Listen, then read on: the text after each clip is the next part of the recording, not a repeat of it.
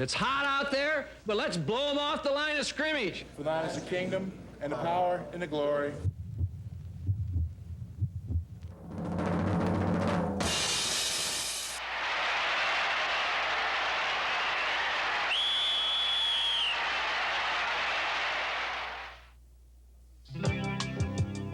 Sunny San Francisco, site of the NFC title game, and a nice age away from the AFC's chilling championship in Cincinnati. Here, fans had little fear of frostbite, but the Bay Area was not without its own inclement weather. For weeks, heavy rains drenched Candlestick Park, and fears arose that the saturated field would provide treacherous footing for players. However, clearing skies and an expert grounds crew greatly improved playing conditions, enabling the San Francisco 49ers to take full use of their home field advantage. Their guests were the Dallas Cowboys, champions of the NFC's Eastern Division. Each team was a week removed from the big playoff victory as both offenses drubbed their opponents for 38 points. And this contest had the potential for another touchdown spectacle. Yet despite their abilities to put points on the board, Dallas and San Francisco are teams. The DirecTV Freeview series is very proud to present the legendary NFC's Golden Slipper. It's San Francisco and Dallas on the NFL Game of the Week.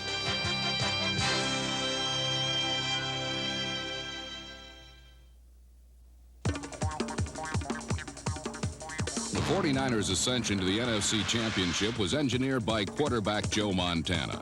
Throughout 1981, Montana's imaginative play calling has pierced every rival's defensive armor. But this was the playoffs, and everyone knows that you can't even dent doomsday. Everyone except Montana.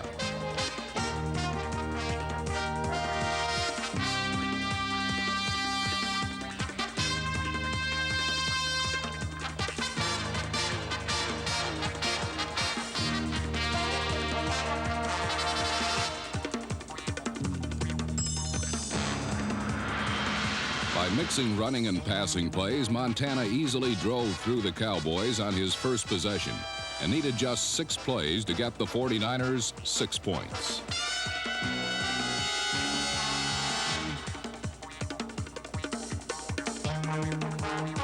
Montana spotted number 88, Freddie Solomon, for a touchdown, and the score was quickly 7-0. 3 months earlier, the Cowboys were humiliated 45-14 at the hands of these same 49ers, and Dallas quickly made sure this game would not get out of hand.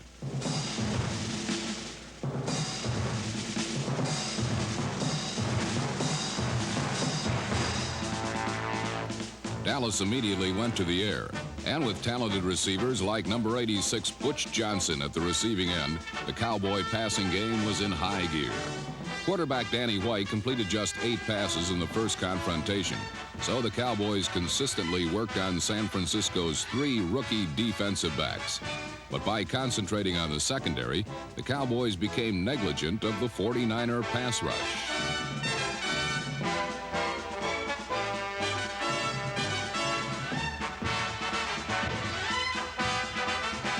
With linemen like number 76 Dwayne Board pummeling White, Dallas was denied early end zone entry and were forced to settle with a field goal.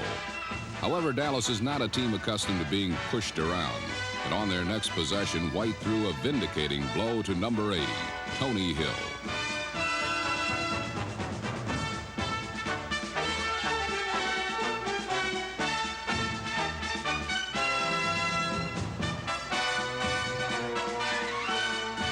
Dallas's success came from a head fake by White as he lured the 49er defense with a glance to his right, then turned to fire a perfect pass to the streaking Hill.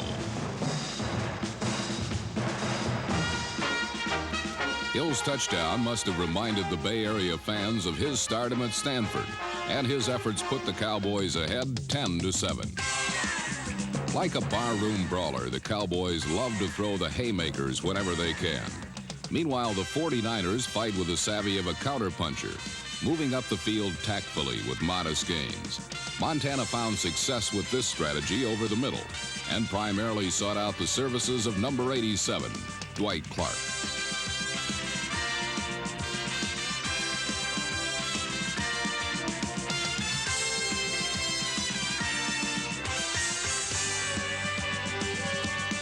Clark finished 1981 as an all-pro wide receiver, and in the first half alone, he caught 5 passes for 86 yards. But like most counterpunchers, the 49ers felt compelled to abandon success and try to deliver the knockout punch. But Dallas's Everson Walls was waiting.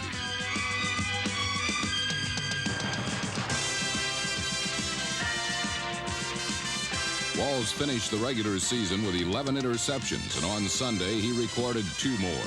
San Francisco held Dallas on downs, and Montana again drove the 49ers deep into Cowboy territory, this time staying with the original game plan.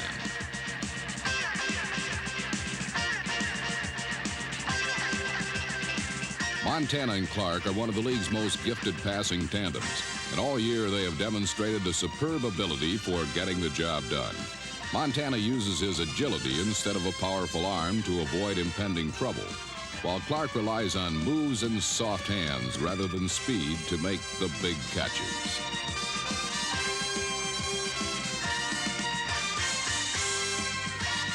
This was only Clark's 5th touchdown for the year, but it put San Francisco into the lead for a second time, 14-10. For the Cowboys, this game was not only for a berth in the Super Bowl, but also for a place in history. The Cowboys were aiming for an unprecedented 6th conference title, and destiny always makes the Cowboys put their best foot forward.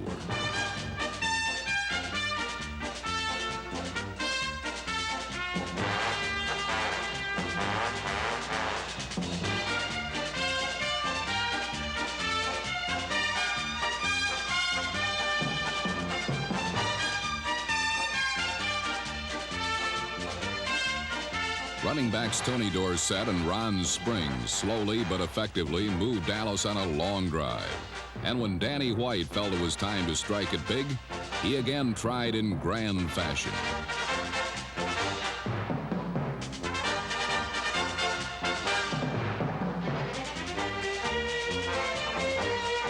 Number 42, Ronnie Lott's interception seemingly foiled Dallas's attempt to regain the lead. But Lott was penalized for defensive interference.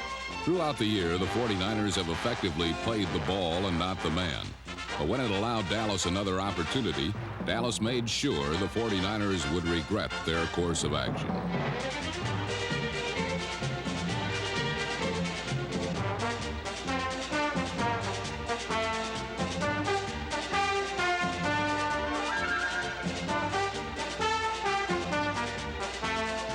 Tony Dorsett powered the ball in from the 5-yard line and again showed experts why he may be the best runner in football today. Another look shows how Dorsett can make an entire defense commit itself to the inside, out of position for number 33's quick moves.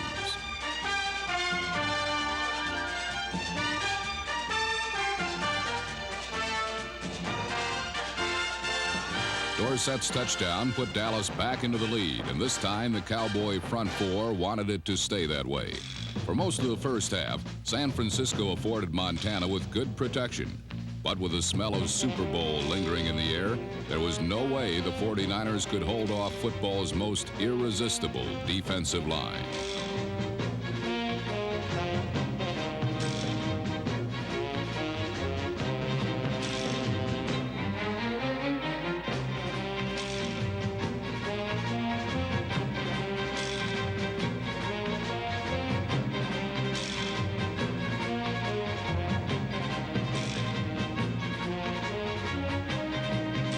Montana encountered tremendous pressure as linemen like number 72 Ed Jones stunted from his end position to make the 49er quarterback feel the reconditioned turf.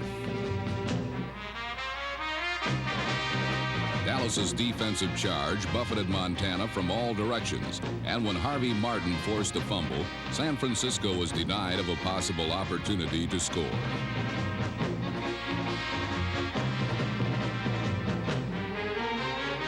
Dallas's defensive efforts stymied 3 49er drives late in the second quarter and stabilized the score at 17-14. For the first half, the 49ers outgained the Cowboys 2-1. But turnovers and costly penalties put San Francisco on the losing side of the ledger. The 49ers knew they had to regroup and execute more crisply in the second half. A tall order when stalked by the watchful eye of Doomsday. Leading 17-14 at the start of the second half, the Cowboys, who have one of the NFL's proudest winning traditions, didn't appear the least bit apprehensive about a 49er comeback. And the Doomsday defense quickly added to Dallas's confidence.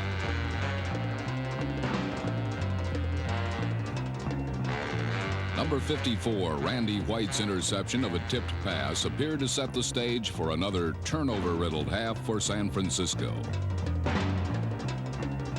The turnover put the ball back into the hands of Danny White.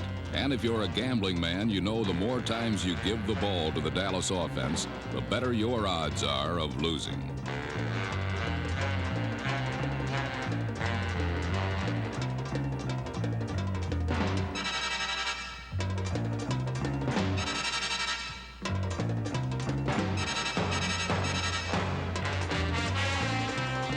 However, there are times that even a sure bet comes up snake eyes, as Bobby Leopold, number 52, grabbed onto the tipped pass like it was a hot pair of dice. Another look at the interception shows that it was pressure by the 49er front line that made White deliver the ball off its mark.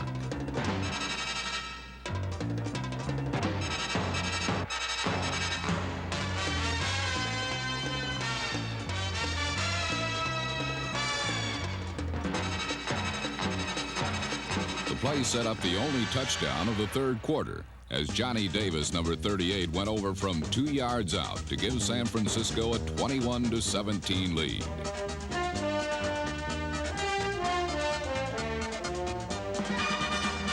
Such irreverent behavior by the young 49ers provoked the appropriate response from Dallas as the Cowboys taught the San Francisco defense a little respect.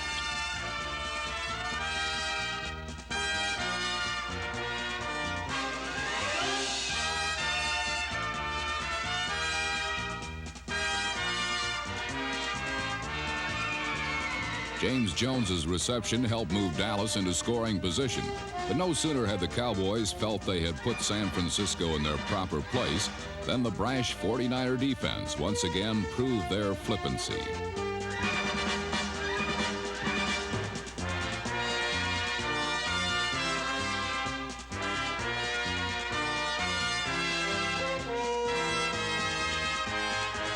Number 21, Eric Wright's deflection caused the disgruntled Cowboys to settle for a field goal. And with the score 21-20, Joe Montana set out to increase his team's one-point advantage.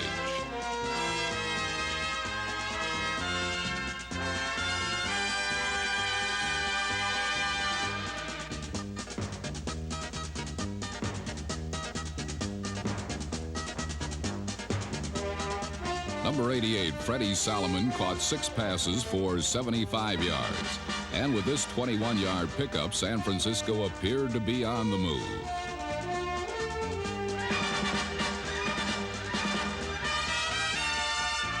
But appearances are often deceiving, as the turnover-prone 49ers once again handed the ball over to Dallas, as if to say, here it is, now go ahead and beat us.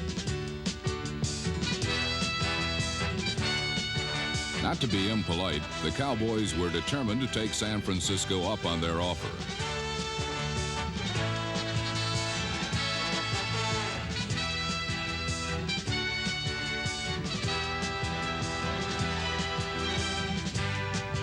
With bitter memories of their lopsided loss to the 49ers during the regular season, Dallas headed toward the end zone with wide-eyed enthusiasm.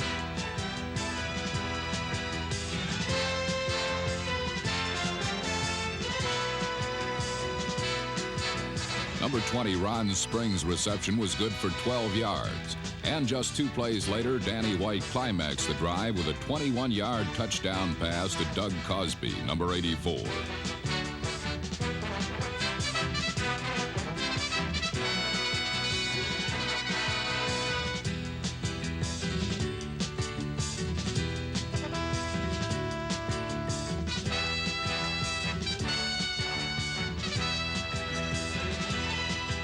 Another look shows that a brilliant play fake fooled everyone and allowed White that extra second to find his receiver.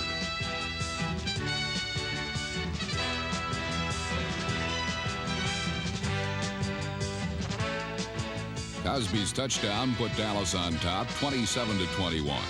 And for the first time this season, it seemed that the weight of the 49ers' newfound success had finally become too heavy a load to carry.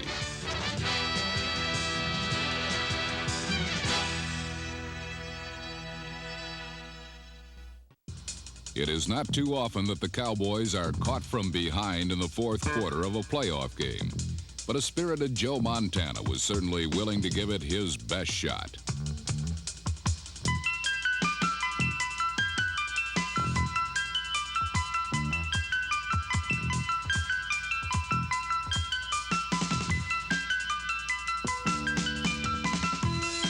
A completion to Dwight Clark, number 87, abruptly flipped the momentum in San Francisco's direction.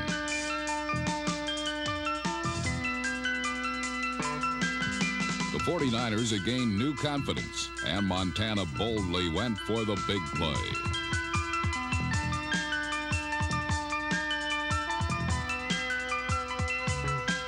Unfortunately for the 49ers, number 24, Everson Walls, has been making big plays all season, and his interception let the wind out of the San Francisco offense. With time becoming a factor, the 49er defense dug in, snarled in the Cowboys' face, then rudely set them on their rear.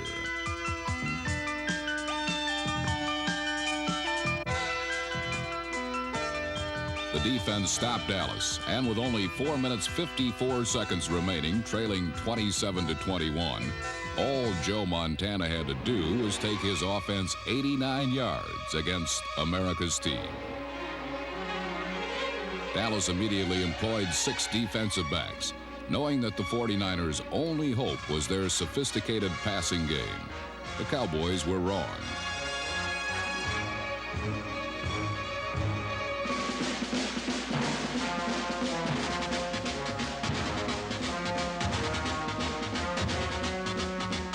Utilizing Lenville Elliott, number 35, the 49ers ran on 5 of their first 8 plays, foiling Dallas's prevent defense.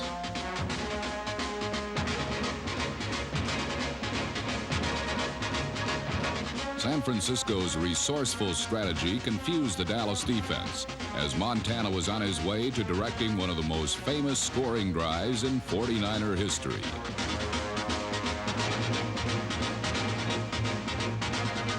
As San Francisco moved closer to the Dallas goal line, the irony of the moment became obvious. So many times in the past, it had been the Cowboys relentlessly driving for the winning score. However, this time, Dallas seemed strangely helpless, as the 49ers were doing to them what they had done to so many others.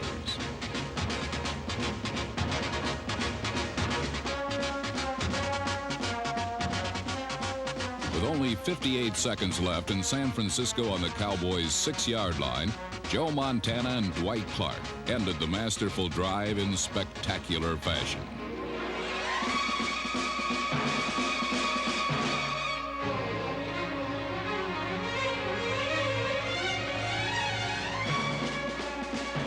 Clark's leaping catch and Ray Wersching's extra point gave San Francisco a 28-27 lead. A replay of the touchdown reveals the 2 primary reasons for the play's success: Montana's mobility, allowing him to avoid the pass rush, and Clark's outstanding athletic ability.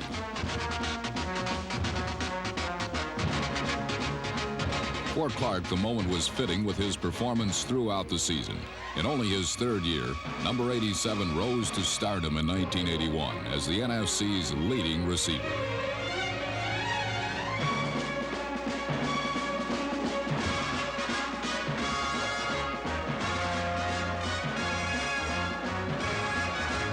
The 49ers' celebration may have been a little premature.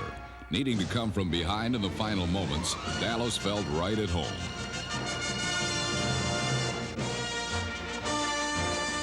Drew Pearson's reception put the Cowboys in San Francisco territory.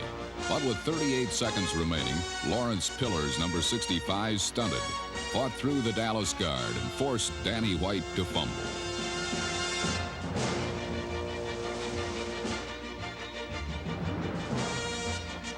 The loose football was recovered by Jim Stuckey, number 79, pulling down the curtain on the Cowboys' comeback magic. The 28-27 win gave the 49ers their first NFC championship. Quite an accomplishment for a young team who, despite their consistent winning throughout the season, could not convince the rest of the NFL just how good they really were. Until now. For the disappointed Cowboys, it was their second consecutive NFC title defeat. But resiliency is a Dallas trademark, so their day is never far off. The 49ers are only the second team to play for the Vince Lombardi Trophy after posting a losing record the previous season. The only other team to make that claim is the Cincinnati Bengals, San Francisco's opponent in Super Bowl 16.